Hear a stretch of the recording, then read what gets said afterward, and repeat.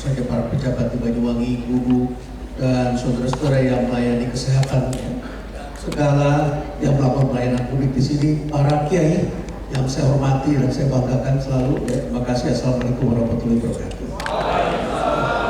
Saya minta tepuk tangan dulu buat Bu Mei ini yang semangat sekali.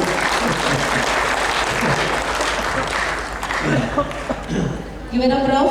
Ya, baik. Jadi saudara-saudara, kali ini saya ingin mengajak saudara-saudara melihat sedikit lebih jauh ke depan. Ya, perubahan ini adalah suatu keniscayaan.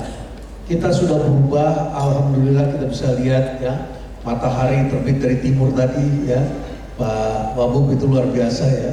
Nah, saudara-saudara sudah lihat Banyuwangi ini perkembangannya seperti ini. Saya selalu mengatakan saya sudah lihat Banyuwangi pada waktu saya masih mahasiswa. Saya dulu pergi ke Bali itu naik kereta api yang berhenti di sini. Saya waktu jadi wartawan di grupnya Kompas, itu saya juga meliput di daerah sini. Saya tahu dulu keadaannya kotanya seperti apa, dan hari ini berkembang seperti ini. Ya, kalau saya lihat wajah-wajah saudara mungkin dulu belum lahir barangkali ya, bagian. Ya. Nah, saudara-saudara sudah lihat progresnya. Tapi saya ingin ceritakan pada saudara-saudara bahwa teknologi ini berubah kehidupan luar biasa. Dan ke depan ini adalah satu teknologi yang lebih maju lagi dari dunia digital. Ini kan digital di atasnya. Tapi ke depan itu digitalnya pakai namanya ilmu kuantum. Kuantum itu benda kecil. Ya. Saudara tahu kan dulu pada waktu ada bom atom, itu namanya atom. Lalu kemudian para ahli melihat lagi ke dalam atom, itu ada 3 elemen pokok dalam atom, subatom yang kecil-kecil.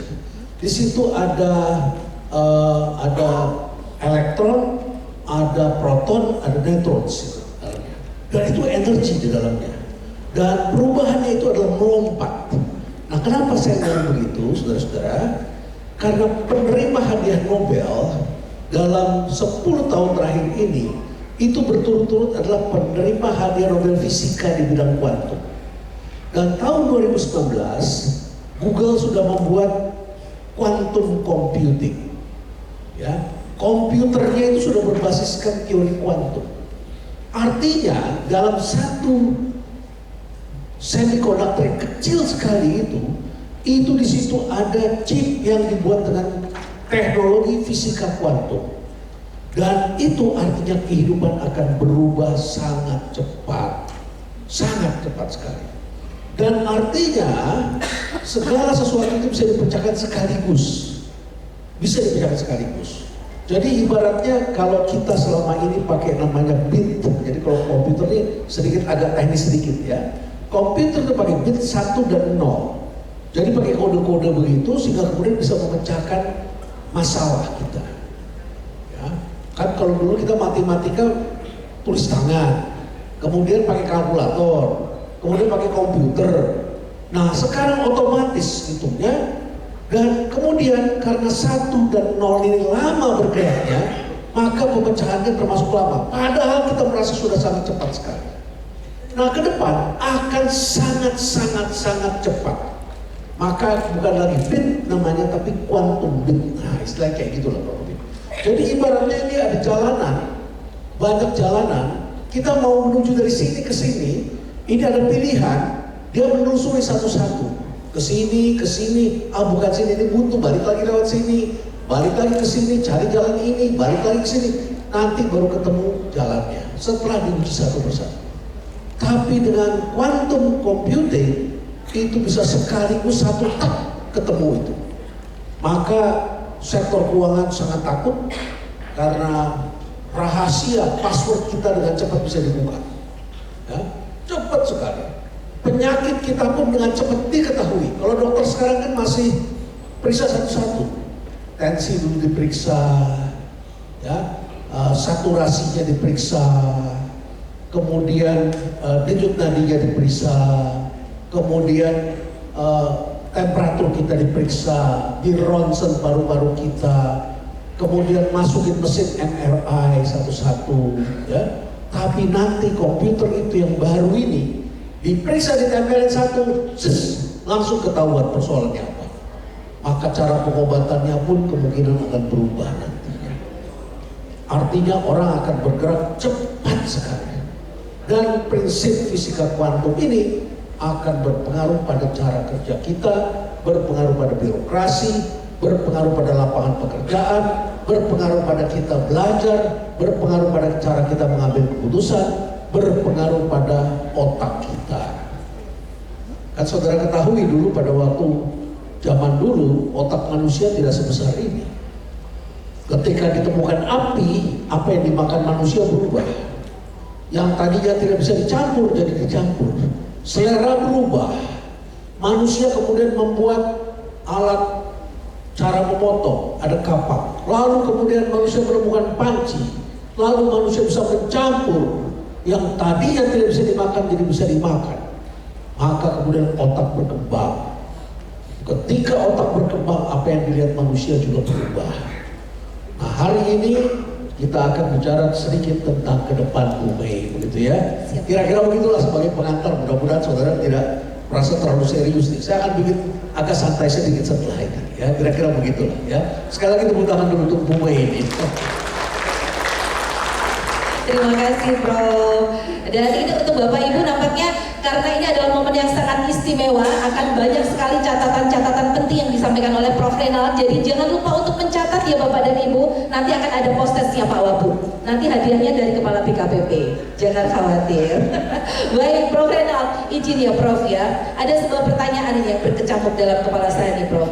Birokrasi kita selama ini kan dibangun untuk menjaga stabilitas dan kepastian. Ya. Tetapi hari ini dunia di luar itu bergerak semakin cepat dan sangat kompleks, Prof. Betul. Dari sudut pandang Prof. Renald, seperti apa sebenarnya gambaran dunia yang sedang kita hadapi saat ini, Prof? Jadi karena ini memasuki dunia kuantum, ya, ini karakternya, ya. Satu, kecepatan dan kompleksitas tinggi. Tadi Bu Ipuk sudah bercerita bahwa kita birokrasi harus lincah, kecepatan.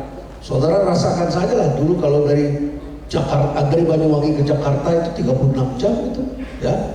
Kemudian dengan adanya jalan tol turun dan sekarang coba menjadi ya lebih sekitar 16 jam begitu, ya. Kalau nanti ada kereta cepat sampai ke sini, itu barangkali 4 jam sudah sampai kita di sini. Dan kalau pakai Zoom, nggak harus orangnya secara fisik datang ke sana, ya. Kita sudah bisa ketemu di sini. Kecepatan dan kompleks sekali, apalagi sekarang semua orang terhubung. Kalau semua orang terhubung, maka ada variabel perasaan yang terhubung di situ. Banyak orang menafsirkan pakai perasaannya masing-masing, ya, pakai budayanya masing-masing. Ya, kadang-kadang ada konflik-konflik juga, benturan-benturan. Kemudian yang kedua ada ketidakpastian, uncertainty. Ketidakpastian makin tinggi, ya. Ketidakpastian makin tinggi dan tidak bisa diramalkan. Dulu pada waktu kita masih hidup di analog di era Pak Harto, militer di mana-mana, surat kabar dibatasi izinnya, ya, demokrasi dibatasi, kita bisa dikendalikan semuanya. Pendapat kita dikendalikan semua. Suara ditekan. Hari ini semua orang berbicara menurut cara berpikirnya masing-masing, ya. Jadi non deterministik artinya tidak bisa dipastikan. Oke. Kemudian perubahan akan terjadi, perubahan pola pikir dari pola yang linear, dari lurus linear itu, ya. Dari A akan jadi B, B akan jadi C, C akan jadi D, berubah menjadi berputar. Namanya probabilistik dan non linear, berputar. Jadi pemerintah tidak boleh takut sama kritik. Karena kalau kita ngomong A, rakyat bisa memutar ke B. Nggak begitu Pak, faktanya di lapangan. Nih faktanya kayak begini, kayak sekarang di Sumatera. Apa yang disampaikan pejabat bisa berbeda dengan apa yang dilihat oleh masyarakat. Nggak begitu Pak. Bapak bilangnya begini, fakta di lapangan begini. Nah itu adalah feedback, umpan balik yang harus kita respon. Kalau kita respon bisa naik lagi dia ke atas. Kalau kita nggak respons makin ke bawah dia. Jadi kita harus memberikan respons positif dan memberikan ini sebagai tanggapan perbaikan. Nah, kemudian kolaborasi manusia mesin akan lebih dalam, ya. Sekarang saudara sudah belajar pakai AI. Itu artinya saudara kerjasama manusia mesin. Kemarin saya membimbing program doktor, saya tanya sama mahasiswa, model kamu kayak apa, model penelitiannya. Saya bilang ini modelnya terlalu umum. Saya pengen yang lebih kreatif, saya pengen ada kebaharuan. Karena ilmu pengetahuan harus ada sumbangan yang baru. Tapi kita bingung, apa ya? Kalau dulu harus baca satu persatu tuh literatur di perpustakaan. Tapi saya langsung ambil diagramnya dia, saya masukin ke ChatGPT, saya masukin ke LM Notebook, saya masukkan ke Perplexity, ke AI. Saya perintahkan AI, tolong bantu saya sedang membimbing mahasiswa doktoral. Desain penelitiannya terlalu sederhana. Saya tidak suka dengan independent variabelnya. Tolong berikan kepada saya model yang lebih canggih dan punya kontribusi dengan independent variable yang belum pernah diajukan. Carikan saya. Itu hanya dalam tempo 30 detik sudah keluar itu variabelnya.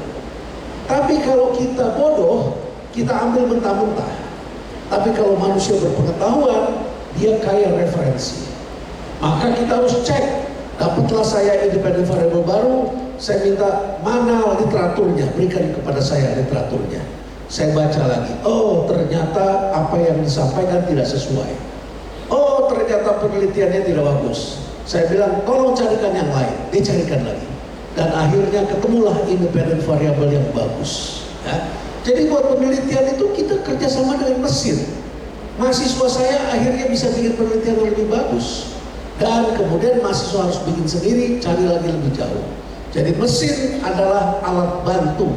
Kolaborasi manusia dengan mesin akan sangat penting. Tapi hati-hati ya, AI itu bisa menggantikan manusia, hati-hati ya. Dan saudara bisa tergantung ngobrolnya sama AI nanti, hati-hati ya. Bukan dengan sesama manusia, kalau ketergantungan. Oke. Kemudian kritik ini tadi sudah saya sebutkan, ini adalah feedback ya, atau tekanan untuk kita berubah menjadi lebih baik. Jangan dianggap musuh ya. Kalau musuh repot, apalagi saudara ngelawan Gen Z. Gen Z anak muda, tetapi kalau berontak bahaya mereka ya. Karena mereka adalah anak-anak berpengetahuan dan banyak akses ya. Temannya di dunia online besar sekali, jumlahnya sangat besar. Jadi kita coba pikirkan keresahan mereka. Oke, ini berikutnya saling mempengaruhi. Ya, jadi kuantum itu bergeraknya berputar. Ini saling berpengaruhi. Bahasa mereka namanya engagement. Saya punya Instagram, saudara-saudara punya TikTok, itu saling mempengaruhi. Pendapat-pendapatnya kita baca. Apa sih kata orang dari apa yang kita sampaikan? Ya, saling mempengaruhi. Terjadi revolusi keamanan dan privasi. Ya, hati-hati jangan sampai kita menyerang pribadi orang, jangan sampai kita menyerang rahasia hidup orang, tetapi dengan teknologi baru gampang sekali dibuka ke depan. Banyak lambe turah nantinya. Ya, jadi kita mesti waspada juga ini. Terobosan di bidang kesehatan dan biologi akan cepat terjadi dalam waktu dekat. Kemudian pendidikan berbasis adaptasi cepat. Semua kita harus belajar kembali supaya nggak jadul. Ya, cara-cara belajar berubah. Kalau sekarang masih berbasiskan gelar, ke depan tidak lagi berbasiskan gelar. Karena setiap orang bisa mengambil gelar menurut seleranya masing-masing dengan cara belajar masing-masing menjadi ahli, bukan gelar pendidikan yang kita kenal, tetapi adalah pengetahuan ya, akan semakin mudah didapat. Kalau saudara salah, juga saudara akan ketahuan ilmunya menjadi tidak bermanfaat. Kemudian kesadaran baru tentang realitas ini juga berubah. Pandangan orang tentang realitas menjadi berubah. Tidak lagi tunggal. Kebenaran bersifat kontekstual. Konteksnya bagaimana? Saya ngomongnya begini-begini, orang marah. Ya konteksnya nggak sama.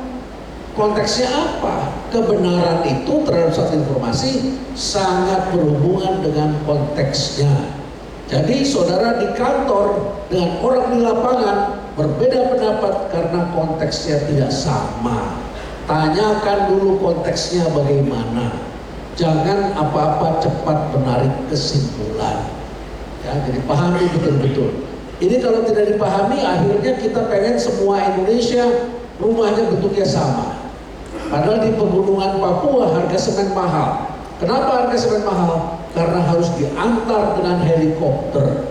Jadi kenapa rumah harus sama dengan di kota lain yang banyak semen? Mungkin di sana rumahnya berbasiskan kayu. Ya, kalau di sana banyak sagu, tidak harus juga dibagikannya beras. Karena mahal, mereka sudah senang makan sagu. Di Pulau Madura dulu orang makan jagung. Kenapa harus kita ganti semua? Konteksnya tentu harus kita jaga dan kita hormati. Oke? Nah, supaya saudara tidak bosan, saya putar video bagaimana kita jangan menentang ketidakpastian, tetapi kita memeluk ketidakpastian dalam hidup kita. Ini adalah bagaimana cara Tuhan, ya, mengisi relung kehidupan kita yang tidak kita ketahui. Saya putarkan videonya, bagian depannya mungkin saudara sudah lihat, tapi di bagian belakangnya saya lakukan perbaikan. Mari kita lihat bersama. Ini ketika manusia mulai hidup menetap, alam penuh kehidupan. Let it stay this way. Can't let this moment end. You set off a dream in me, getting louder now. Can you hear it echoing? All the shine of 1,000 spotlights, all the stars we steal from the night sky will never be enough, never be enough. Towers of gold are still too little. His hands could hold the world, but it'll never be enough, never be enough for me.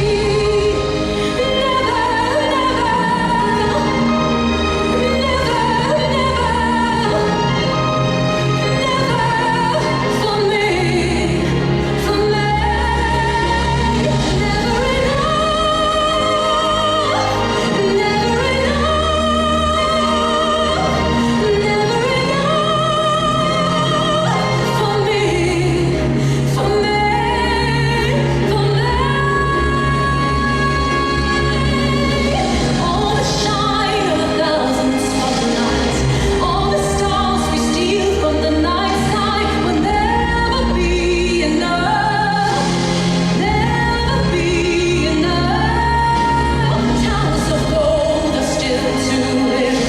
His hands could hold the world, but it'll never be enough, never be enough.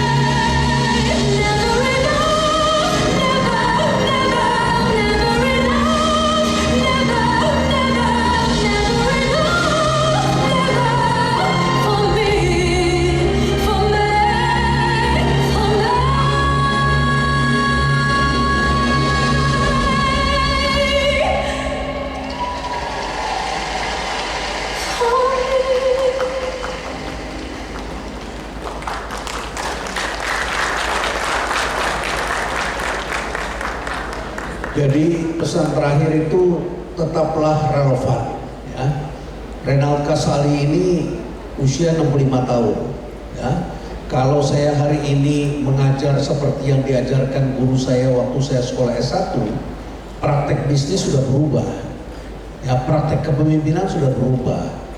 Praktek birokrasi sudah berubah, alat tulisnya juga bergeser. Kalau saya mengajarkan cara yang sama, maka saya irrelevan.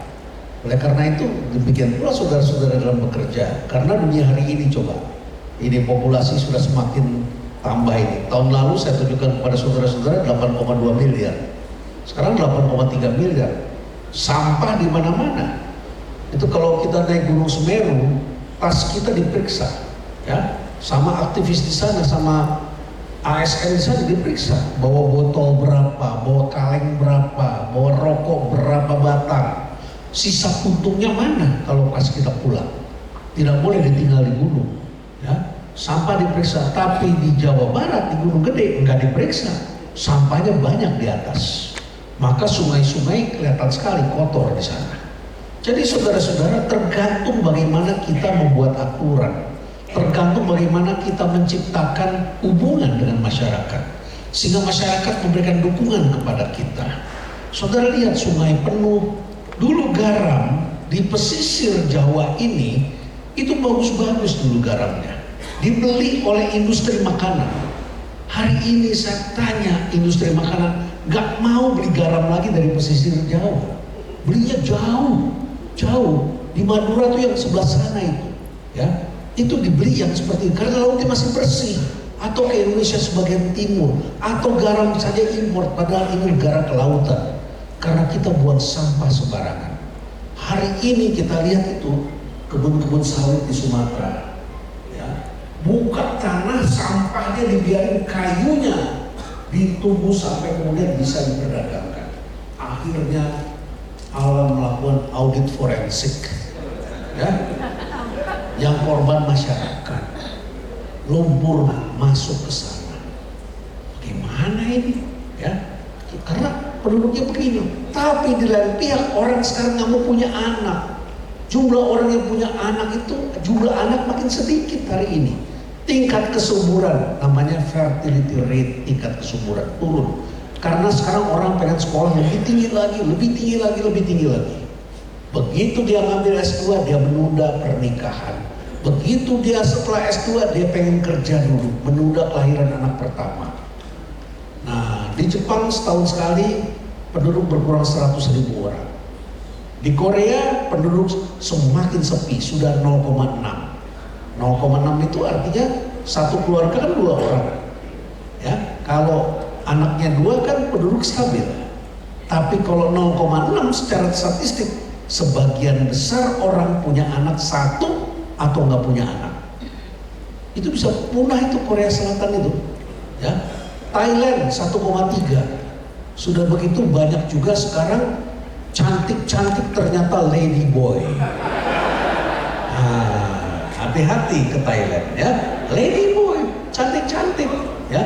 Itu nggak punya anak itu, ya, nggak punya anak. Nah, jadi tingkat kesuburan manusia berubah. Di Jawa Timur sudah 1,9 di beberapa kota, beberapa kabupaten, ya. Makin lama makin sepi, makin berkurang, ya. Nah, nanti orang mulai berpikir ganti saja dengan robot, nanti jumlahnya berkurang. Ini bukan soal selera, ini karena ekonomi, biaya membesarkan anak semakin mahal. Oke? Nah, kemudian ini serba teknologi. Hari ini kolaborasi yang penting antara manusia dengan mesin, makin penting, ya. Nah, sekarang rumah-rumah dipasangin teknologi semuanya. Di beberapa hotel sudah tidak lagi pakai office boy nganterin bellboy itu nganterin minuman ke kamar, sudah pakai robot, sudah ada yang pakai seperti itu. Jadi serba teknologi, high tech, kemudian ada AI, learningnya pakai AI, ya. Kemudian orang melakukan diagnosa terhadap dirinya sendiri sekarang saat ini. Periksa tes darah, sebelum ke dokter masukin dulu tuh hasil tesnya ke ChatGPT, tanya bagaimana menurut ChatGPT kesehatan saya. Apa salahnya saya? Orang bisa nanya begitu, ya. Kemudian transparansi, semakin transparan karena semua disajikan secara terbuka. Semakin transparan dan ada partisipasi publik. Oke. Kemudian sekarang keadilan seringkali tidak datang kalau nggak viral. Maka orang sekarang mencari keadilan, sekarang viralkan. Ini saudara-saudara yang bergerak di bidang penegakan hukum, kita harus bicara ini. Jangan sampai saudara menangkap orang-orang yang tidak bersalah. Kesalahan administratif jangan selalu dipidanakan. Karena nanti orang-orang baik hilang semuanya dari Indonesia. Karena manusia pasti bisa melakukan kesalahan administratif.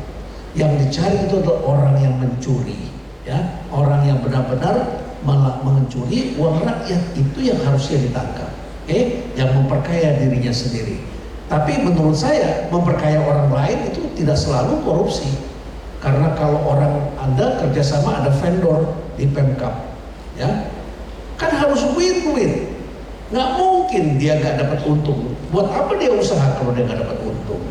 Tapi jangan sampai kita melakukan penyelewengan, itu prinsipnya. Jadi viral ini sekarang menjadi penting. Orang sekarang berebut perhatian.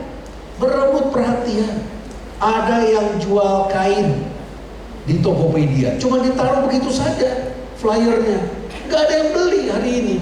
Karena sekarang orang semuanya streaming. Nah, orang jual kain karena nggak laku-laku, dia streaming 3 hari, dia jual kain kafan. Nah, gimana cara jualannya? Dia pura-pura jadi pocong. Nah, dia pura-pura jadi pocong, terus ditunjukin kainnya bagus, ini begini, buat keluarga nggak repot. Streaming 3 hari, laku ternyata. Saya ikutin sebentar, ting, order masuk. Hari ini Alfa dan Indomaret begitu susah menghadapi toko warung Madura. Ya, warung Madura itu bekerjanya 24 jam. Dijaga oleh orang-orang yang tahan mental. Ya, ciri-cirinya di depannya biasanya ada pom bensin mini. Ya, ada pom bensin mini, jualnya segala macam. Sekarang warung Madura streaming 3 hari non-stop. Omsetnya 3 miliar 3 hari. Coba bayangkan, Indomaret belum tentu dapat segitu. Ya, dia bisa dapat 3 miliar sehari. Pembelinya dari mana-mana. Terutama tanggal-tanggal keramat. 1 bulan 1, 2 bulan 2, 3 bulan 3, 4 bulan 4, dan seterusnya. Ya, makanya sekarang orang pakai kode 12/12 gitu. Kenapa? Karena itu tanggal keramat orang ngeluarin duit. Ya. Nah, saudara-saudara, sekarang semua orang rebut perhatian. Nah, tapi jangan sampai saudara rebut perhatian yang meresahkan orang lain. Karena terjadi juga tuh orang meresahkan orang lain, melakukan statement-statement yang penting orang taruh perhatian. Padahal itu merusak dirinya sendiri. Ya. Nah, kemudian ini sekarang saudara-saudara bekerjanya dengan ekosistem. Ya. Kenapa sih Tuhan kasih ular sawah? Petani tidak mau membunuh ular sawah. Itu sahabatnya petani. Karena ular sawah makan tikus, betul? Makan tikus. Kalau saudara pakai pestisida berlebihan, ular sawahnya mati, tikus menyerang manusia. Sama kita dalam membangun ekonomi, membangun kabupaten, membangun kesehatan, pendidikan. Lihat ekosistem kita. Jangan mau kerja sendiri. Ya, itu sebabnya sebetulnya MBG itu bagus kalau kerjasama sama warung-warung yang sudah ada. Mereka sudah bisa masak, sudah ngerti cara masak, sudah punya alat sendiri. Harusnya begitu. Siapa yang memulai itu? Banyuwangi kan? Banyuwangi kan sudah memberikan makanan buat lansia dari warung-warung kan? Nah, Rantang Kasih. Ya, kita memberi contoh. Itu ekosistem namanya. Ya, ekosistem. Jadi jangan orang baru belajar udah bikin makanan. Ya. Nah, ini masukan bagi kita. Ini penting, feedback itu penting sekali. Ya. Nah, jadi ekosistem. Ya, ekosistem perlu kita bangun. Saya minta saudara teruskan bekerja sama dengan ekosistem. Jangan apa-apa proyek lagi yang baru, Yang lama dimangkrakan. Budaya kita itu terminal mangkrak, bandara mangkrak, pasar mangkrak, sekolah dibangun nggak selesai, tinggal bikin lagi yang baru lagi. Kita jangan begitu. Ini APBD, APBN, ya, itu untuk rakyat juga. Kita harus lanjutkan, teruskan selalu. Seringkali pemimpin nggak mau meneruskan yang sudah ada. Budaya kita harus budaya terus meneruskan, jangan sampai itu menjadi biaya yang sia-sia. Oke, kemudian ini kreativitas. Ketidakpastian hari ini akan memicu kreativitas. Akan banyak pekerjaan-pekerjaan yang muncul hari ini. Karena anak-anak kita cari jalan. Karena cari pekerjaan susah. Kalau cari pekerjaan susah, mereka harus cari jalan. Ya. Jenis pekerjaan baru sekarang lihat itu. Ya. Apa itu? Mulai jadi content creator, ya. Mulai jadi entrepreneur. Gak punya pabrik tapi punya produk hari ini. Ya. Karena anak-anak kreatif hari ini macam-macam itu bisa diusahakan. Dan kemudian ini muncul generasi baru. Nah, nanti saya ceritakan. Ini untuk para pendidik nanti perlu. Karena kita semua punya anak kan? Kita punya anak, kita punya cucu. Gimana nih mendidik generasi baru ke depan? Nanti saya ceritakan pada Anda. Oke? Nah, kira-kira begitu saudara-saudara. Ya, dunia baru memang penuh ketidakpastian. Tetapi jangan dilawan karena ketidakpastian itu menimbulkan juga kreativitas dan memang dunianya hari ini tidak pasti. Muncul orang-orang yang jadi pemimpin karena TikTok. Donald Trump itu kan karena TikTok. Dulu dia pengen matikan TikTok, sekarang dia nggak mau matikan TikTok karena TikTok yang menjadikan dia presiden. Ya.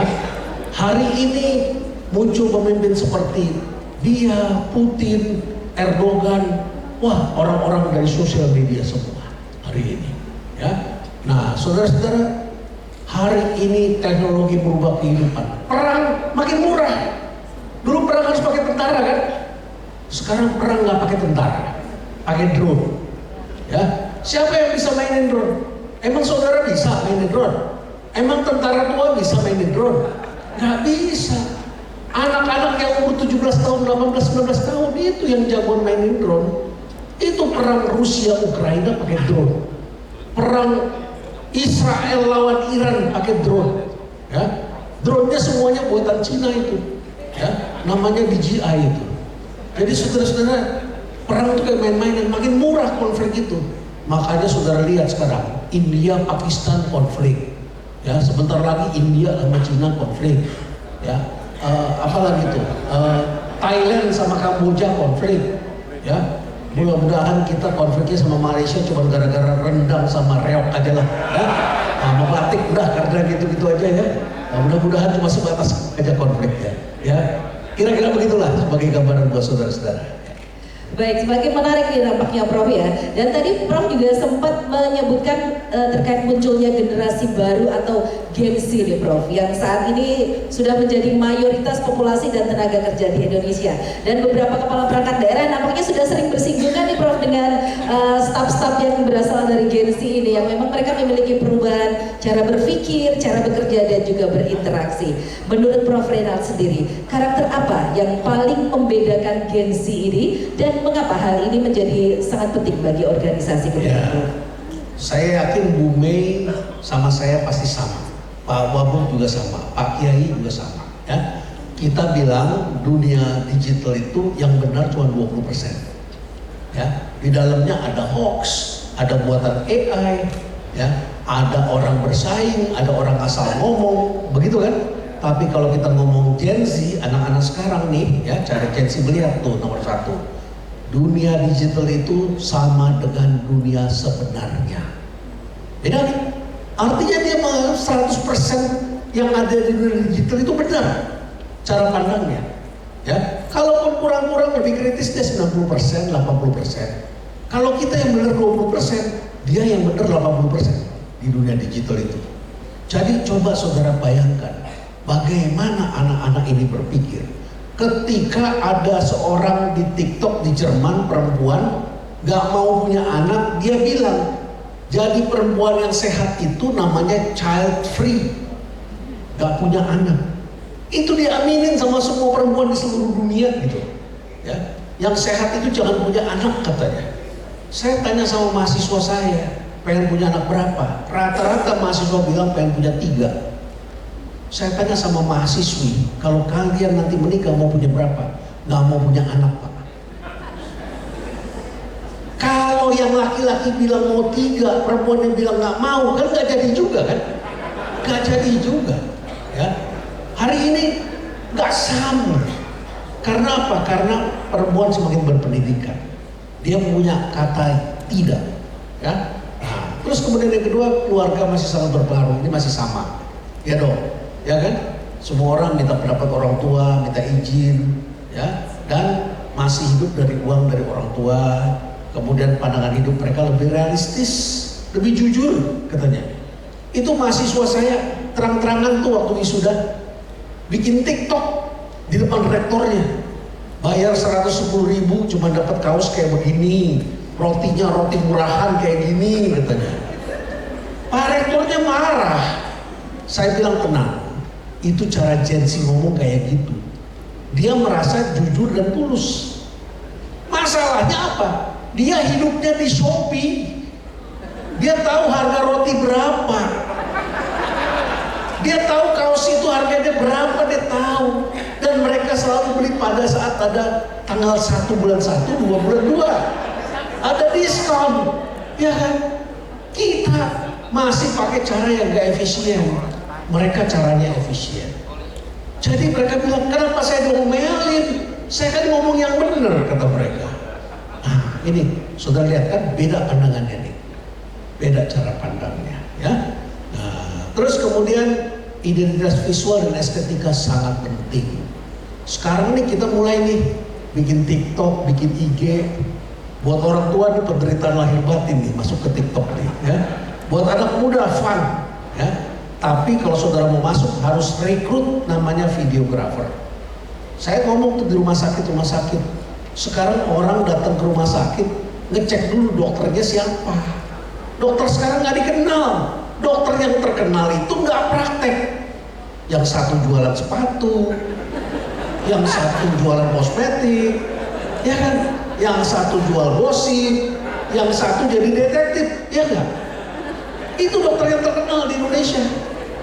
Nah, kemana dokter-dokter yang hebat ini? Kenapa nggak bikin gituan? Ya kan? Berarti harus ada videografernya, harus modal-modal dikit lah, ya kan? Modal-modal dikit. Rumah sakit siapkan studionya, supaya dokter kita yang bagus jadi dikenal. Supaya apa? Bukan buat endorse, buat dapat kepercayaan, dapat reputasi. Karena orang sebelum datang ke rumah sakit ngecek dokternya siapa, ya. Jadi ini identitas visual sangat penting. Terus kemudian ini ada buku. Judulnya Generasi Cemas. Wah, kita udah lama kan ngomong generasi cemas, khawatir nih kita, ya, terutama di kabupaten-kabupaten yang tidak memperhatikan pendidikan. Nah, saudara-saudara, ada buku ini bagus sekali. Dia mengatakan muncul sekarang generasi baru yang hidupnya sangat cemas. Gimana nggak cemas? Pandemi, mereka tidak bergaul sama orang, bergaulnya pakai HP. Ya, akibatnya kecerdasan emosinya kalah dengan kita. Kalau kita kan ngeronda, pernah ngeronda kan? Ngeronda iya. Bangun pesantren kita sama-sama. Ada bangun masjid kita gotong royong. Ya, ada di sekolah, ada lapangan rumput kita lari-lari, kita berantem kita cari lagi teman supaya bisa jadi berteman kembali. Tapi kalau lewat sosial media, lewat dunia online, gak ketemu emosinya, tidak diperbaiki. Kita sekolah, kita kuliah, kita dipelonco. Anak sekarang dijagain Komnas HAM, ya kan? Bagus sih supaya tidak dibully orang lain. Tetapi kan perlu orang mengalami hubungan-hubungan yang dibentuk sama sesamanya. Jadi bisa lihat muka orang, tahu bahwa kalau ngomong sembarangan akan berakibat fatal bagi hidupnya dan sebagainya. Nah, dia bilang ini mulai jadi masalah setelah anak-anak yang tadinya di sekolah itu bermain bebas, free play, digantikan oleh masa kecil berbasiskan telepon. Nah, ini jadi masalah, ya. Maka mulai Desember ini akan keluar ketentuan di mana anak-anak di bawah 16 tahun tidak boleh sembarangan mengakses sosial media.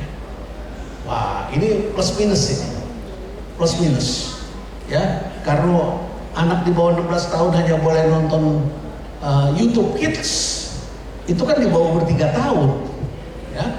Padahal anak-anak juga harus bisa kayak Justin Bieber lah, belajar nyanyi kan gara-gara YouTube, ya. Belajar main bola, pengen jadi seperti Cristian Ronaldo itu, ya. Gimana itu? Kan lihatnya di YouTube. Ya. Tapi ini demi kontrol supaya anak-anak kita lama-lama lehernya berubah kayak kura-kura begitu, lehernya nunduk begitu, ya, yang besar begitu. Nah, ini studinya Jonathan Haidt tentang anak-anak. Ini saya minta perhatian betul-betul bagi saudara-saudara, ya. Studinya menemukan kunjungan remaja ke UGD yang mengakibatkan dirinya, dia mengakibatkan bencana bagi dirinya sendiri, self harm, ya, melukai dirinya sendiri, itu meningkat sangat tinggi terutama di anak perempuan, remaja perempuan, ya. 10 sampai 14 tahun itu meningkat dalam 10 tahun ini terakhir ini 188%.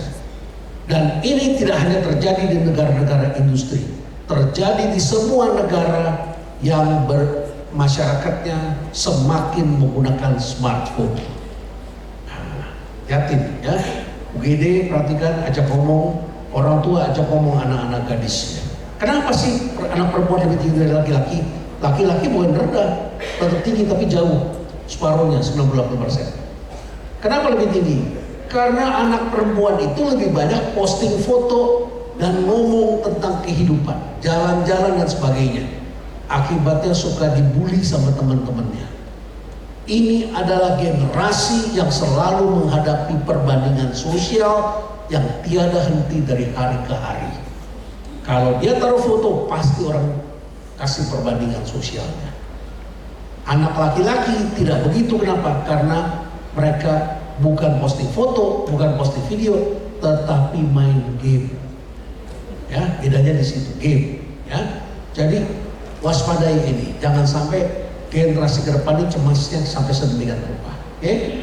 Kemudian angka bunuh diri, anak perempuan meningkat selama 10 tahun terakhir 167%, anak laki-laki 91%.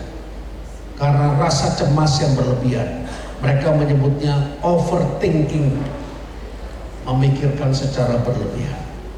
Ya, penjualan di apotek yang tinggi saat ini adalah obat tidur. Ya, anak-anak sekarang kesulitan tidur karena berselancar malam hari, tiba-tiba sudah jam 4 pagi, otaknya masih aktif, dia mau tidur, gak bisa tidur.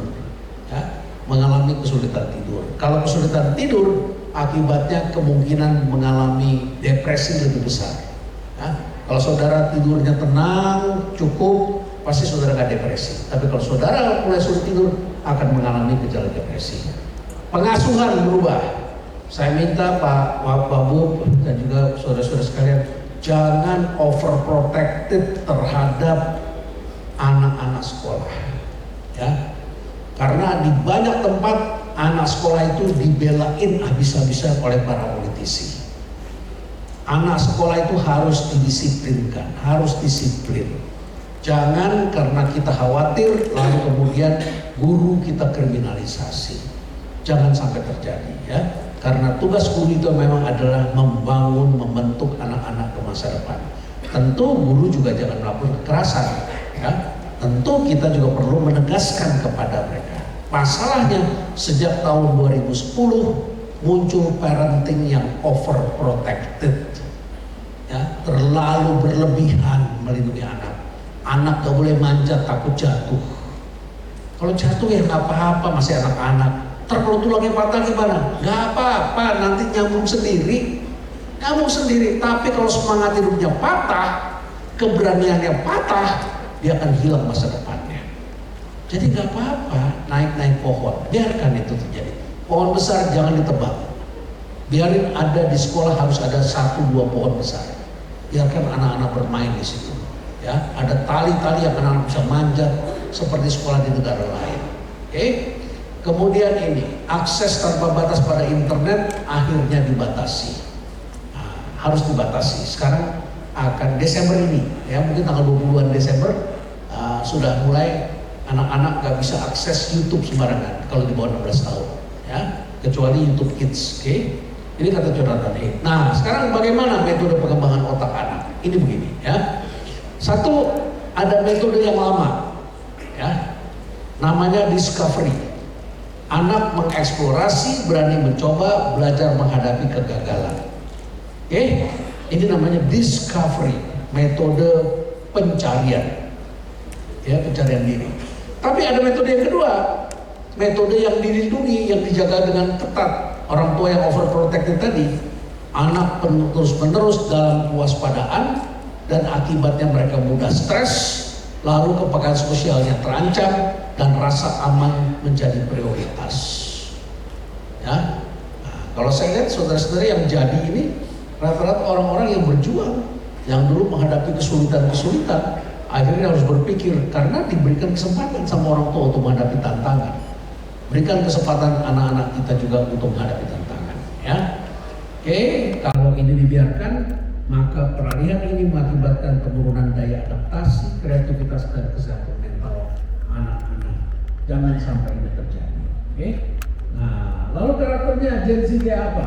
Nih karakternya. Satu, mereka tidak setia. Tidak setia satu merek. Ya. Ini ibu-ibu ada yang dari dulu sampai sekarang pakai kosmetiknya, bedaknya pakai bedak Viva, nggak ganti-ganti, ya. Walaupun ada warna dia nggak ganti, walaupun ada bedak lain dia nggak ganti, skin tint dia nggak ganti. Tapi anak sekarang ibunya pakai Viva, dia coba, besoknya dia ganti warna, besoknya dia ganti lagi pakai merek-merek yang baru lagi. Tidak setia, ganti-ganti, ya. Tempat kos pindah-pindah. Tempat kosnya ganti-ganti, ya. Kemudian apa lagi? Pacarnya pun ganti-ganti sebenarnya, ya. Aduh, ya. Rasanya sama lah sama bapaknya, ya.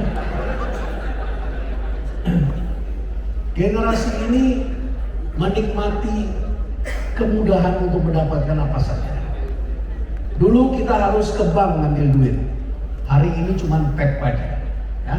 Begitu dia mau, bahkan dia sudah dikenali butuhnya apa. Ya. Hari ini dia lagi galau, pagi-pagi lagunya udah dikasih sama Spotify. Ya. Kok Spotify tahu sih perasaan hati aku? Ya iyalah, ya. Spotify terus membaca, nguping terus sama kita. Ya. Dia nguping, dia baca data kita nulis apa saja dia perhatikan. Sudah, dia tahu perasaan kita. Ya. Begitu dibutuhkan dia ada. Kemudian konsumsi adalah cerminan dari ekspresi diri. Ya. Kenapa dia beli produk X? Ya karena dia cinta lingkungan. Kenapa dia perginya ke dokter yang itu? Karena dokter itu mewakili dirinya. Ya. Sama aja sekarang orang piara kucing di mana-mana. Kucing luar biasa. Dulu kan saudara kasih makan makanan kucing kan makanan sisa saudara kan. Nah, hari ini orang walaupun tidak punya kucing beli makanan kucing, ya. Penjualan makanan kucing naik luar biasa. Indonesia adalah negara dengan jumlah pemilik kucing yang tertinggi di Asia Pasifik. 27 juta orang punya kucing di Asia Pasifik. Yang kedua itu adalah burung 25 juta. Yang ketiga pemilikan ikan, ya sekitar 12 juta. Ya. Nah, kalau anjing 5 jutaan kurang lebih. Oke. Nah, kemudian ini generasi digital. Beda dengan saudaranya, ya. Mereka mengumpulkan banyak informasi dan nyaman di internet. Nyaman mereka di internet. Maka guru kalau ngajar, ya sekarang kita nggak bisa suruh mahasiswa atau murid kita begitu saja tutup. Susah nih kalau kita ngajar mahasiswa ya. Kalau SD SMP harus dilarang dulu supaya mereka fokus, ya. Kalau mahasiswa susah, karena mereka nyaman di dunia online. Sekarang bagaimana kita bisa gerakan itu supaya bisa dipakai, supaya mereka bisa pakai yang produktif. Ini tantangannya, ya. Tantangan lain, mereka adalah generasi yang bisa belajar sendiri. Karena ini adalah alat yang mereka bisa pelajari sendiri, ya. Jadi ada di sini semua, ya. Mereka otodidak, anti pencitraan. Makanya kalau tampil di TV nggak pakai jas kayak penyiar TV, ya. Muncul di podcast pakai kaos oblong, ya. Kadang sambil ngemil, ya, dan lain sebagainya. Mereka bikin natural, Oke. Kemudian mereka senang dengan cerita pengalaman, mereview sesuai dengan pengalaman. Kalau punya warung, orang sekarang hidup dari apa kata orang. Kalau reviewnya bagus, maka customernya datang semakin banyak. Maka sekarang kita mulai kasih diskon. Kalau saudara pengen dapat diskon, tolong berikan review di Google. Nah, jadi kalau dikasih review, kita kasih diskon 10%. Akibatnya reviewnya jadi bagus, gitu kan? Ya, caranya begitu sekarang. Oke, ini orang sadar privasi. Ya, privasi ini sangat penting sekali. Jadi begitulah nih karakter Gen Z, saudara-saudara. Dan ini yang lainnya adalah hari Senin itu hari yang membuat mereka gelisah. Ya, kayak sekarang nih. Ya, makanya kalau acara gini nggak boleh Senin pagi, baikkan Senin siang. Karena mereka kebawa hari Minggu, Senin pagi itu. Ya. Kalau kita generasi yang lebih tua ini ya sudah biasa. Ya. Tapi anak-anak muda, waduh, jam 8 Senin pagi itu susah sekali. Ya. Jadi ini mereka slow pace on Monday. Ya. Kemudian ingin terlihat sibuk. Kemudian mereka, ini beda sama orang tua nih. Ya. Orang tua kalau punya uang banyak sedikit ditabung beli rumah. Anak muda nggak mau beli rumah. Mereka pengennya bisa jalan-jalan, bisa nonton konser, bisa investasi. Jadi prioritas sudah berubah. Makanya sekarang penjualan rumah nggak laku, ya. Karena generasi muda yang harusnya beli rumah sekarang lebih mementingkan investasi. Rata-rata anak muda sekarang pegang saham, pegang kripto dan sebagainya. Ya. Mulai terjadi pergeseran. Dan bagi mereka karir kalau mengganggu waktu luang mereka nggak mau. Maka sekarang banyak orang resign karena pengen dapetin waktu luang buat keluarga, buat dirinya, buat bisa jalan-jalan. Ya, kemarin ada di TikTok nyebar karyawan dari kantor konsultan dunia di Jakarta rame-rame mengundurkan diri karena menjelang akhir tahun mereka pengen jalan-jalan. Ya. Mereka nggak mau kerja sampai malam, sampai begitunya. Nah, kalau saudara yang generasi senior ini pekerja keras, setia bekerja sampai tua di satu tempat. Nah, gitu kan? Itu ya. Nah, setia saudara-saudara ya, bukan seperti ini. Nah, mereka mengutamakan pengalaman. Oke? Yang lain. Mereka ini adalah digital native learner, terbiasa belajar melalui smartphone, internet, dan sebagainya. Lebih cepat menerima informasi visual dibandingkan teks panjang, maunya teks yang pendek-pendek. Ya. Kemudian tidak betah dengan metode lecture tradisional yang monoton. Oke. Kemudian rentang perhatian relatif pendek, butuh konten yang bite size, cepat dan interaktif. Lebih nyaman melakukan multitasking meskipun hal ini bisa menurunkan fokus dalam konteks akademik. Ya, ini coba dengan Gen Z dengan milenial. Yang di kiri itu Gen Z, yang di kanan itu milenial. Coba saudara lihat yang hijau tua, ya, waktu yang dihabiskan untuk mengembangkan keterampilan. Yang seminggu sekali, ya, di generasi milenial itu 59%, di generasi Z itu sudah 70%. Seminggu sekali. Ikut kursus online, buka YouTube tutorial, ya, ikut bootcamp, itu seminggu sekali. Coba bayangkan, 70% di antara Gen Z mengaku melakukan itu. Jadi saudara-saudara, ini menurut saya generasi yang sangat cerdas, sangat cerdas. Nah, cuman mentalnya nih yang kurang kuat nih. Nah, mental ada di orang tua, lakukan pertukaran. Ketemu nih Gen Z yang lembek tapi berpengetahuan, kita yang mentalnya kuat tapi ilmunya mulai jadul. Nah, nggak bisa kerja kalau nggak digabungin, harus digabungin. Ya, satu orang senior harus dibantu, harus bisa membimbing minimum 5 orang Gen Z. Kalau nggak saudara jadul. Ya, jadi punya pendamping Gen Z 5 orang. Saya bisa begini karena dibantu oleh Gen Z. Saya dibantu oleh sekitar 20 orang Gen Z di kantor saya. Ya, makanya saya jadi update. Saya bisa melihat masa depan. Saya bisa bikin IG, saya bisa bikin TikTok, saya bisa bikin YouTube. Ya, saya bisa tetap eksis karena bekerja sama dengan anak-anak muda. Ya, cuma bedanya itu aja. Dibentak besok dia nggak masuk gitu. Ya, dibentak besok nggak masuk. Jadi bentaknya itu harus yang baik. Ya, bentaknya harus yang baik. Ini saya lewati aja deh buat guru nanti kalau ada pertanyaan ya. Nah, kira-kira gitu deh. Tepuk tangan dulu deh buat Bu Mei ya. Tepuk tangan juga untuk Prof. Reynaldo. Semakin menarik nih nampaknya Prof. Nah Prof, saat ini di tengah arus digitalisasi, AI bahkan menuju era kuantum, birokrasi saat ini dihadapkan pada tuntutan baru yang jauh berbeda dari sebelumnya. Nah, menurut perspektif Prof. Reynaldo, apa tantangan yang paling mendasar yang sedang dihadapi birokrasi hari ini dan perubahan apa saja nih Prof yang sebenarnya perlu dilakukan agar birokrasi tetap relevan dan mampu menjawab kompleksitas tersebut? Saudara-saudara, desain organisasi birokrasi kita itu dikenal dengan nama birokrasi mekanistik. Mekanistik itu seperti mesin, ya. Mekanistik itu artinya seperti industri di desainnya. Semua orang dibagi pada pekerjaan yang spesifik, semua bekerjanya pada kelompoknya masing-masing, ya. Bekerjanya vertikal atas bawah. Nah, birokrasi yang mekanistik ini adalah bersifat strukturnya kaku, bertingkat, kerjanya terkotak dalam unit dan prosedur yang silo masing-masing, ya. Ke bawah begitu silonya masing-masing. Kemudian perencanaan bersifat periodik dan linear, ya, bergeraknya dari sini ke sini, dari sini ke sini, gitu, bertahap. Ya. Kemudian strategi dibuat untuk stabilitas, dan kemudian ini dibandingkan dengan era kuantum, bedanya begini. Di era kuantum ini bersifat cair atau fluid structure, ya, cair, mudah cepat bergerak, mengikuti tantangan. Begitu situasi berubah, adaptasi dengan keadaan baru.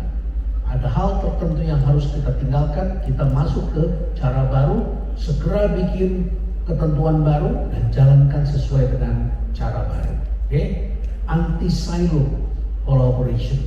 Jadi kolaborasi saudara jangan sendiri-sendiri. Jangan sampai saudara jadi kepala dinas pendidikan, kerjasamanya antar sekolah sama sekolah aja di dalam sektor pendidikan. Gak bisa. Semua harus lintas sektoral hari ini, ya. Jadi teamworknya ke samping. Itu tadi saya dengar Bu Ipuk dan Pak Wabub juga ngomong seperti itu, kolaborasinya. Zaman ini adalah bukan lagi atas bawah begini, tetapi 360 derajat, ya. Atas bawah, kiri kanan, ya. Kita harus ada hubungan seperti itu. Masalah ditangani lintas fungsi. Lalu harus self learning. Harus punya kemampuan belajar sendiri. Dulu kita itu ada penugasan belajar, dikirim ke UGM, dikirim ke UI, dikirim ke Erlangga, dikirim ke ITS, dikirim. Sekarang saudara-saudara harus belajar, cari, tanya sama AI. Tapi kalau nggak berpengetahuan, nggak punya referensi, ya nanya salah, dijawab salah. Ya. Saudara harus punya kemampuan juga untuk ngecek. Kerjasama dong sama Google, belajar cara nge-prompt. Prompt itu ngajuin pertanyaan di AI itu bagaimana, diajarin nanti mereka, ya. Kan selama ini Banyuwangi sudah biasa tuh kerjasama dengan provider teknologi. Kali ini minta diajarin bagaimana caranya melakukan prompt, memberi perintah, ya, pada AI. Kemudian organisasi belajar sambil bergerak dan strateginya harus adaptif dengan kemampuan membaca arah dan menyesuaikan langkah. Nah, birokrasinya seperti ini, jadi berbeda sekali, ya. Nah, tapi kan kita sebagian sudah mengarah ke sana. Lalu kemudian gerakannya kepemimpinannya namanya CEO, nah, gitu kan? Tapi apa nih CEO? Ini bahasa AI hari ini. Yang satu C itu artinya adalah kurasi, ya, curate atau kurasi. Selama ini kurasi dikenal oleh orang-orang seni, kurator seni, ya. Nah, sekarang kurasi itu artinya apa? Memilih yang tepat dan terbukti, membedakan antara voice dengan noise, ya, antara yang benar dengan yang tidak benar, yang sudah terbukti dengan yang baru ide.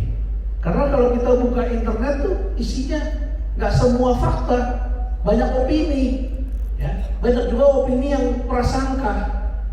Banyak sekali.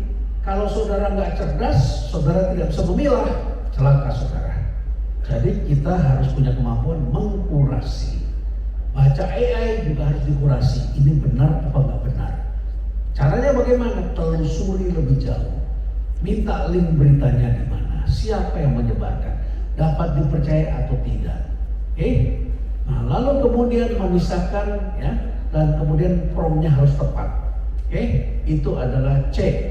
Menjadi kurator, memeriksa mana yang benar, mana yang tepat, mana yang bagus, mana yang tidak bagus. Lalu eksekusinya harus cepat. Kenapa eksekusi? Ya cepat. Sekarang semua orang pakai AI. AI itu baru berkembang pesat tahun ini. Tahun lalu sudah ada AI, tapi masih bodoh AI-nya. AI kalau kita tanya, nggak bisa dia bedakan anjing sama kucing. Dulu gambar salah-salah AI. Sekarang hari ini manusia yang tidak bisa membedakan mana yang benar, mana yang real, mana yang AI. Jadi orang kirim berita, padahal berita buatan orang pakai AI. Jadi kalau orang nggak ngerti, ya sudah dia pikir itu benar. Padahal itu sengaja diciptakan supaya kita jadi ribut. Hati-hati di era AI karena akan terjadi pertikaian massal gara-gara AI. AI bisa mengacaukan pikiran orang. Ini hanya bisa diatasi kalau kita bisa memisahkan mana yang benar, mana yang tidak benar. Kenapa eksekusi harus cepat? Karena orang lain juga melakukan hal yang sama. Dia membuat pada saat kita tidur, mereka juga membuat, dan akhirnya adu cepat setiap inovasi yang kita lakukan. Orang lain juga bisa membuat seperti yang kita lakukan. Jadi eksekusinya harus cepat. Dan apa itu? Mengorkestrasi. Ibarat sebuah simfoni besar, ada orang-orang pihak-pihak dalam ekosistem yang bekerjanya masing-masing, maka kita harus kombinasikan beberapa peran. Ini namanya kerjaan sekarang begini, mengkurasi, mengeksekusi cepat, monitor, kemudian kita orkestrasi, jangan kerja sendiri. Ya, makanya lintas sektoral kerjanya. Oke? Nah, supaya saudara nggak bingung, saya putar lagi satu video tentang kenapa sekarang bergeser dan bagaimana kuantum itu bekerja. Yuk kita lihat bersama ya.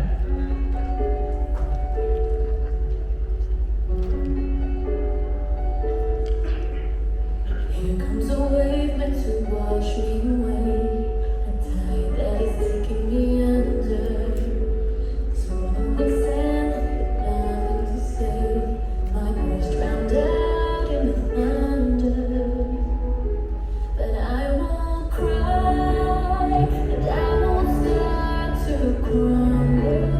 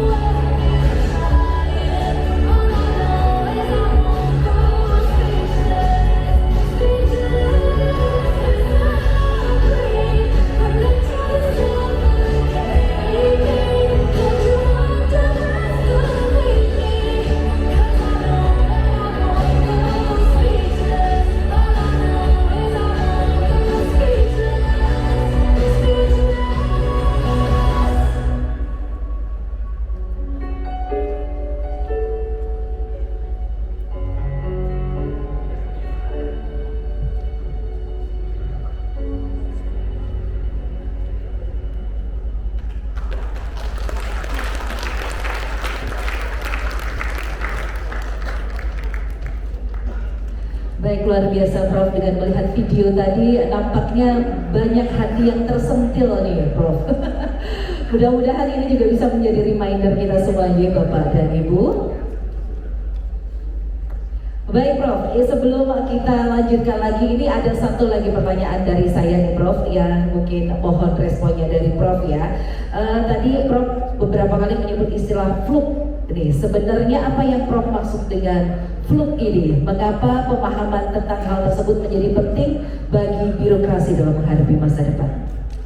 Ya, sekali lagi saudara-saudara, saya ini mengajak saudara-saudara melihat ke depan, ya.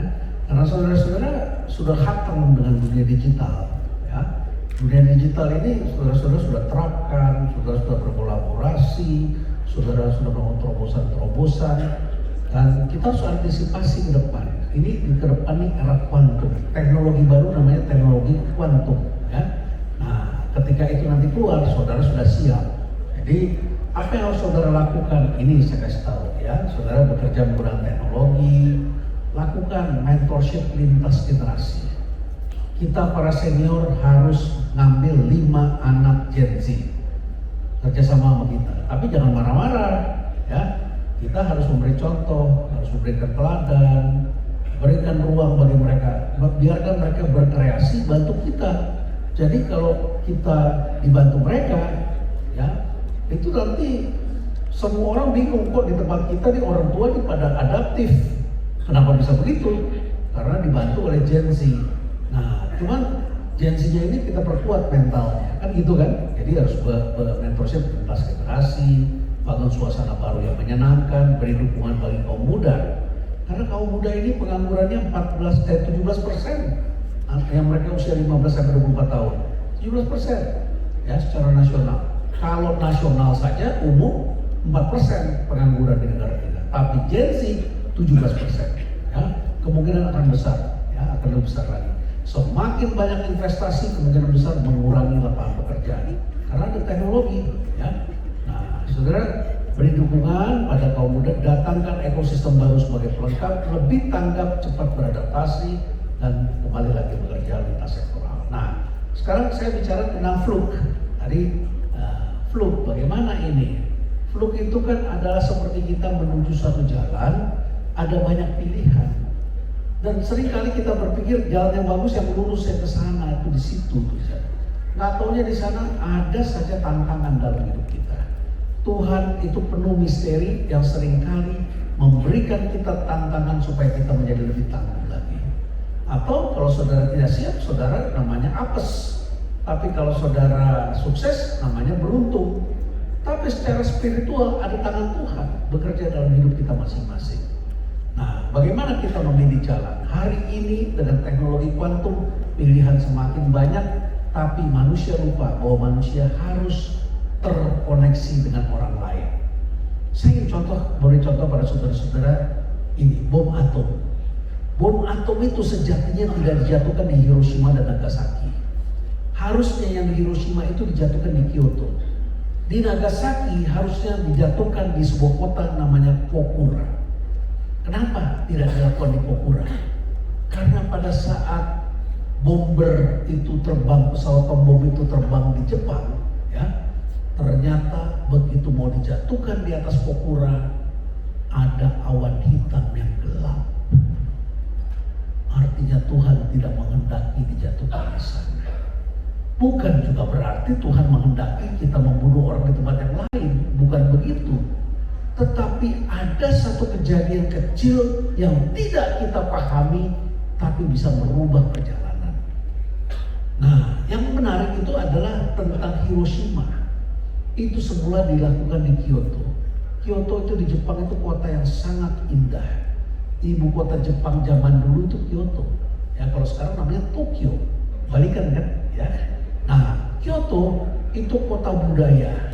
Jadi kalau kita melihat bangunan-bangunan yang kuno, orang Jepang yang masih pakai adat Jepang, ya, rumah-rumah kayu, tempel atau kuil-kuil yang cantik yang ada pohon apa itu? Pohon yang bunganya bagus sekali, sakura, ya, itu adanya di Kyoto. Tapi kenapa tidak di Kyoto adalah karena di Gedung Putih penasehat militer presiden saat itu adalah seorang yang sering pergi ke Kyoto dan punya sahabat di Kyoto. Namanya Stimson. Stimson saat itu menjadi pimpinan di sana dan tidak mau itu dijatuhkan di Kyoto. Dia protes. Dia bilang jangan dong. Kenapa jangan? Karena saya punya teman di situ. Karena Kyoto itu kota budaya, kota yang sangat indah, terlalu indah untuk dibom di sana. Dan tidak disetujui oleh militer. Dia lari ke Presiden Harry Truman dan akhirnya dibatalkan, tidak jadi dibom di sana. Satu peristiwa kecil berdampak sangat besar. Ini juga pernah terjadi kalau kita lihat film G30S. Di situ ada seorang yang mengetuk rumah seorang jenderal diketuk oleh seorang ketua RT. Namanya Masyuri. Dia mengetuk pintu dengan mengatakan, Pak, saya mendengar suara tembakan. Baik, saya bereskan. Orang itu bernama Pak Harto. Dan orang yang mengetuk pintu itu namanya Masyuri. Nah, saudara-saudara, kelak Masyuri itu menjadi Menteri Penerangan di era Orde Baru. Kenapa dia bisa jadi Menteri Penerangan? Karena dia orang yang mengetuk pintu Pak Harto dan memberitahu Pak Harto ada suara tembakan. Jadi saudara-saudara, ada hal kecil yang tidak kita sangka dalam hidup ini. Gimana kita memformulasikan ini semua? Lalu kemudian saya teringat dengan satu orang namanya Asmawi. Asmawi ini lagi kuliah di Universitas Hasanuddin Makassar. Dia ujian terakhir dan sebelumnya dia sudah melamar kerja ke Jakarta. Dia diterima di salah satu bank, lalu dia beli tiket. Jadi begitu ujian selesai dia merasa yakin akan lulus. Dia beli tiket, lalu dia mau siap-siap berangkat. Pada siap-siap akan berangkat menuju Jakarta, dia dihubungi harus balik ke kampus karena katanya belum lulus dia. Sambil ngomel dia balik ke kampus, dia selesaikan. Akhirnya dia nggak jadi berangkat dan tiketnya dikasih ke orang lain. Saudara tahu itu apa yang terjadi? Itu adalah kejadian Tampo Mas II, tragedi Masa Lembo. Ya. Kalau saudara-saudara diam saja, tandanya saudara belum lahir saat itu. Ya. Tapi yang di depan, berarti ini generasinya sudah lumayan ini ya. Tahu tragedi Masa Lembo, itu kapal terbakar, kapal Pelni terbakar ya dekat Madura itu Masa Lembo. Ya. Bencana besar yang sangat menyedihkan, ratusan orang meninggal dunia.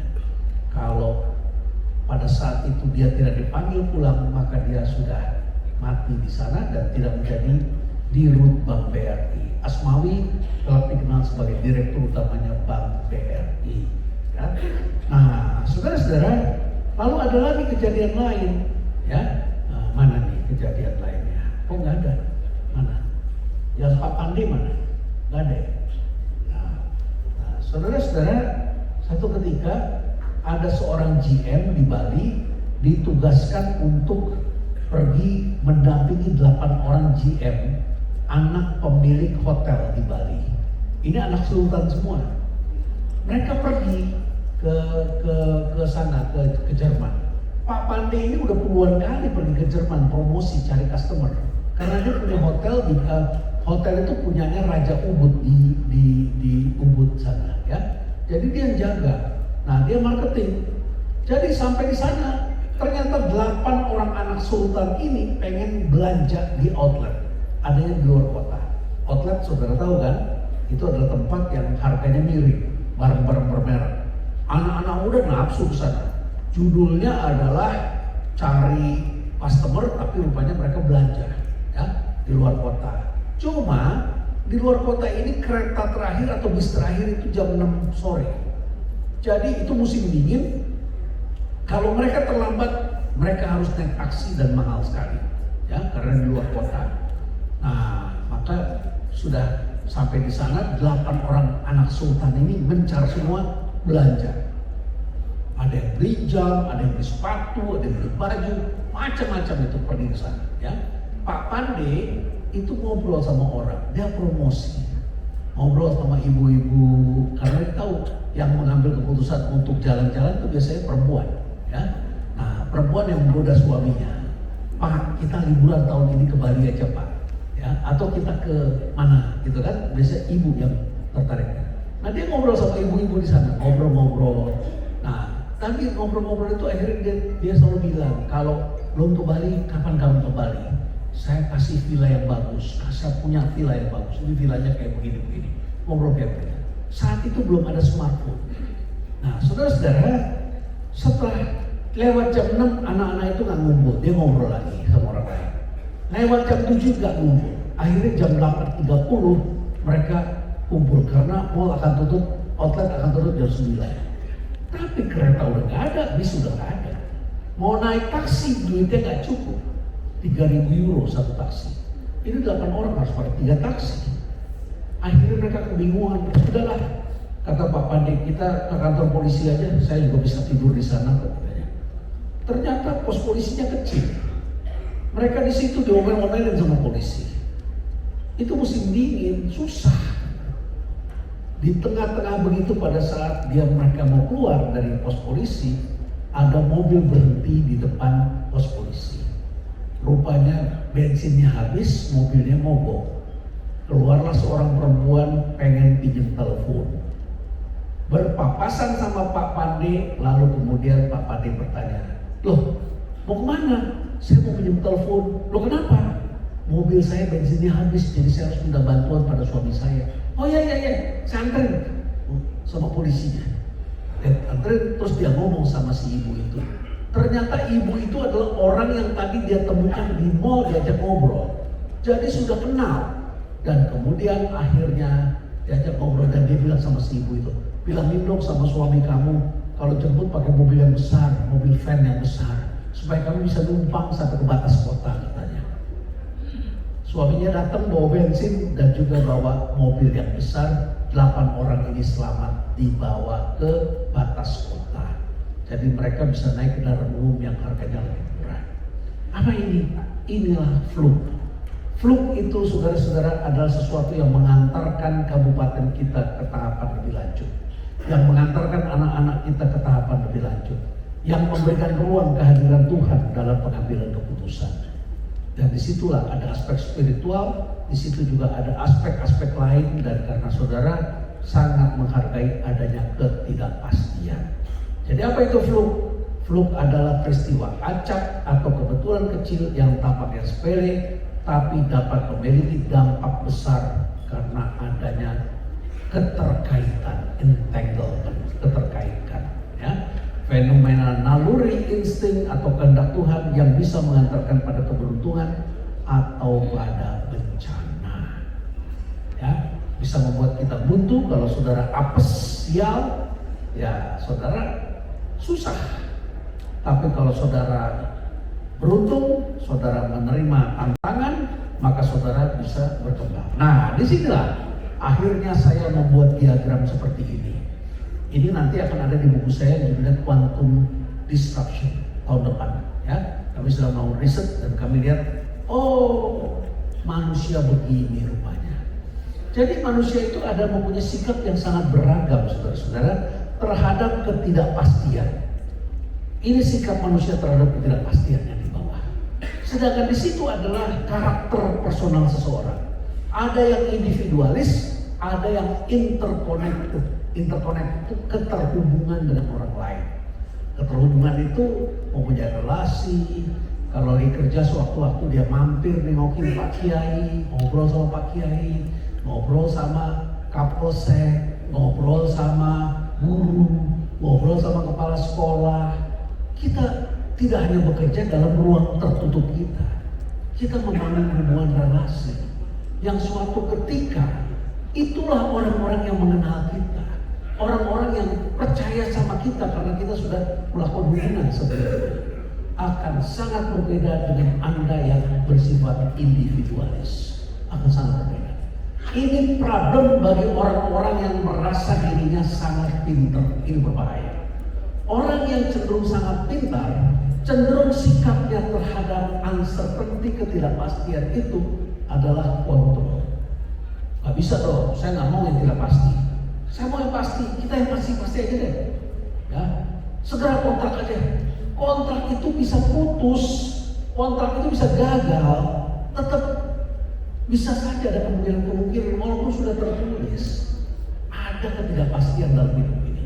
Lalu dia merasa dirinya semuanya penuh itu segala-galanya, individualis. Ini sangat berbahaya bagi mereka yang merasa seperti itu. Nah, kita lihat, saya bagi manusia dalam abad ini dalam 4 tipe manusia. Tipe pertama adalah manusia yang kontrol. Ini namanya adalah delusi individualisme. Namanya delusi, dia pikir dia bisa kontrol, ya. Mindsetnya merasa punya power, merasa besar, pandai dan penentu masa depan. Perilakunya ambisius, bisa keras kepala, namun sering frustasi jika ada kejadian yang tak sesuai dengan ekspektasi. Jika saya gagal, itu kesalahan saya. Jika saya berhasil, pasti itu juga karena saya penentunya. Nah, ini tipe manusia delusi, ya. Nah, tipe kedua, dia bisa menerima ketidakpastian, tetapi dia masih individualis. Ini perilakunya.